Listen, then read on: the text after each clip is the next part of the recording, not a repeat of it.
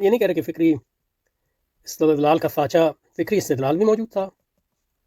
استدلال کا استعمال بھی موجود تھا، سانچے بھی موجود تھے، کسوٹیاں بھی موجود تھیں، لیکن منطق جو ہے اس کا نام نہیں ہے۔ منطق نام ہے اس کے اصول عامہ کو دریافت کرنا اور سب سے بڑھ کر ان کا ثبوت پیش کرنا۔ اور ہم یہ نہیں کہہ رہے کہ یہ سب جو ہے ارسطو نے خود ہی کیا، لیکن جس طرح اوکلیدس نے علم مساحت یا علم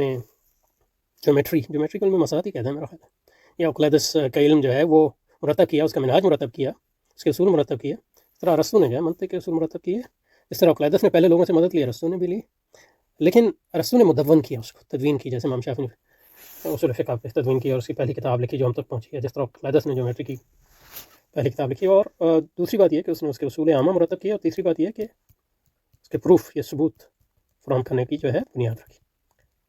یہ جس کو ہم ارسطاطیلیسی منطق کہتے ہیں۔ لیکن اس میں یاد رہنا چاہیے ارسطاطیلیسی منطق جو ہے گو کہ وہ قدیم یونان میں بھی اور قرون وسطیٰ میں بھی غالب رہی ہے، اور بھی منطقیں تھیں سریانیوں کے ہاں اور رواقیوں کے ہاں، اور یونان میں دوسری غیر ارسطاطیلیسی منطقی روایات تھیں جو مثلا امام ابن تیمیہ تک پہنچیں، ان میں سے کچھ، اور کچھ عیسائی مفکرین تک بھی پہنچیں، جس کی بنیاد پہ امام ابن تیمیہ نے اپنا ارسطو کی منطق کی ایک تنقید لکھی، رد نہیں، مطلب یہ تنقید لکھی۔ رد جب وہ کہتے ہیں رد المنطق، اس کا مطلب ہے تنقید، رد کا مطلب ریجیکشن نہیں ہے ان معنی۔